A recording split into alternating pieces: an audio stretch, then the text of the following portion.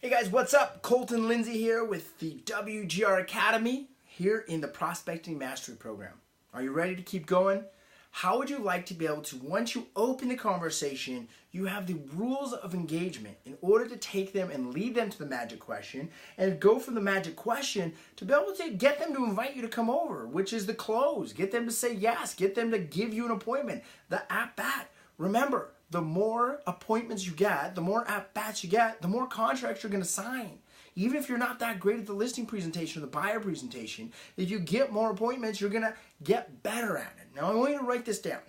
Practice does not make perfect. I know the lie you've been told, but practice makes permanent.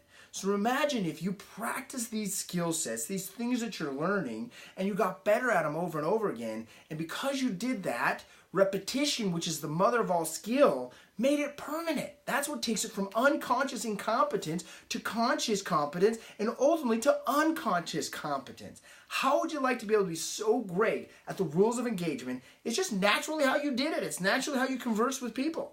Now, this is going to dramatically increase the number of appointments that you set in your real estate business. Also, though, there's other benefits. This is going to dramatically help you get along better with your spouse, deal better with your colleagues, even get along with people that you don't really like if you follow these rules, the rules of engagement. So let's take a look at it. The number one thing is, and in that first 4 seconds when we talk about the opener, is our goal is to get into rapport. But what is rapport? I know so many people have talked about rapport. The reality of this is rapport is not talking about that bass fishing trophy above their mantle. It's not playing basketball with them in their driveway. It's not talking about the golf picture of them posing with Tiger Woods or them high-fiving Gary Vaynerchuk on their success mantle or whatever it is. That's not building rapport. Building rapport is a flow of harmony. It's getting in a pattern or a sequence with their subconscious mind. So let me give you an example. Right, is if someone asks you a question, and let me say, for example, hey, listen, how long have you been in the real estate business? And you respond to me, I've been in the real estate business for 10 years. And I follow up with like, oh, you've been in the real estate business for 10 years? That's awesome. What got you into the real estate business? See, what I'm saying is when someone asks you the question, respond back with them. That's called affirm and appreciate, right? So it doesn't matter if they do talk to you about the bass fish above the mantle.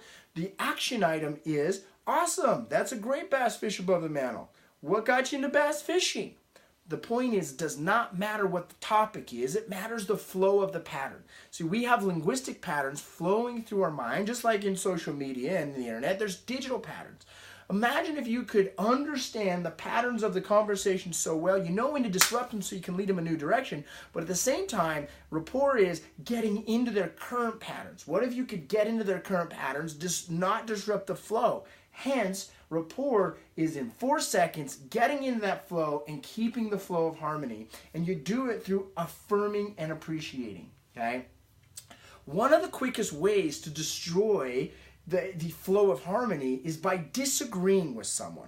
How many times have you been out to dinner with someone, or you've been hanging out with some friends, or you've been doing something, and you said something that you're really excited about, or you shared something you're really stoked about, and someone flat out told you you're wrong, or they disagreed with you, or they said, no, that's not the case. Well, guess what? You're going to feel like shit.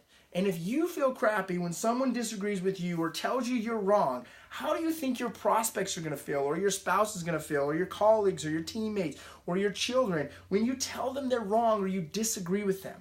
What if you could actually disagree with them by agreeing with them? And the reality is oftentimes we don't even need to tell them they're right or wrong. We just need to appreciate and affirm them. And when we know that they're getting crazy, agree. We don't want to fight with these people on the phone. We don't want to fight with them with appreciation. We want to be on their team. We want to be on the same side as them. We want to be working together, okay? So rapport is getting into that flow of harmony, getting into that flow of conversation, affirming and appreciating them, agreeing, and discovering what's important for them about moving, what's important for them about going through the hassle. Now, I don't know if you know this or not. The average person, the average homeowner has over 300,000 items in their house. And like, if you take a look, like a pen or a dish or toys or something like that, the average homeowner has 300,000 of those items in their house. Only a really motivated person is willing to move all their crap, get it together, and actually go to another house, right? But what is their motivation? What's motivating so much to move all their crap and move clear across the state or across the town or across the country? There's something that's important for them about this. Now, when you dive in the rules of engagement and you find out what's important about this, and then you really push those buttons on how you can actually create that for them, they're going to fall even more in love with the flow of harmony with you and connect with you on a deeper level, okay? Now, part of this motivation is also understanding what's important about the person that they're working with. Is it money? Is it time? Is it skill set? Is it honesty? Is it the ability to just be able to sell the house or take the workload off of them? Whatever that is once you start to understand their motivation, you can use affirm and appreciate. So let me give you an example. Obviously, you want the best agent working with you when you sell your house. And when you hire me, what do you expect from our relationship? Well, we want honesty. We want someone to communicate with us. We want someone to sell our house and get us the most money. Awesome. What's important about those things for you? Well, if we can do that, then it just makes our life easier. Okay, so let me just make sure I understand. Is you want someone that can sell your house, that's going to communicate with you, can be completely honest and upfront with you, and is going to take care of you every step of the way. Is there anything else that's important for you?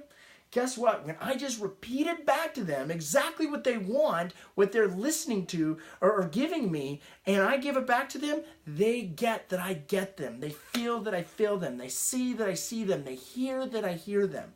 They know that I know them. And I know it's an old saying, but no one cares what you have to offer until they know how much you care. So get caring about these people, and I know you care about them. But there's a magical skill set by affirming and appreciating and agreeing with them. And here's a little tip, a little bonus. Make them think it's their idea. Let them think it's their idea. Let them think that the inception, the idea you just planted in their brain is their idea. It's only going to work in your favor. So build rapport, keep the flow of harmony, make sure you affirm and appreciate, make sure you agree, and make sure that you have and discover their motivation. Because when you know what's important for them, you can actually deliver more on those hot topics, and they're going to fall even more in love with you. So here's your exercise. Here's your massive action from this module. Next time you're talking with your spouse or coworker, whoever it is, whatever they say to you, I just want you to affirm and appreciate that back to them. So go ask someone a question. Go try right now. Hey, what are you up to today? Oh, we're going to go golfing later the afternoon. Oh, you're going to go golfing later this afternoon. That sounds awesome. Where are you heading golfing to?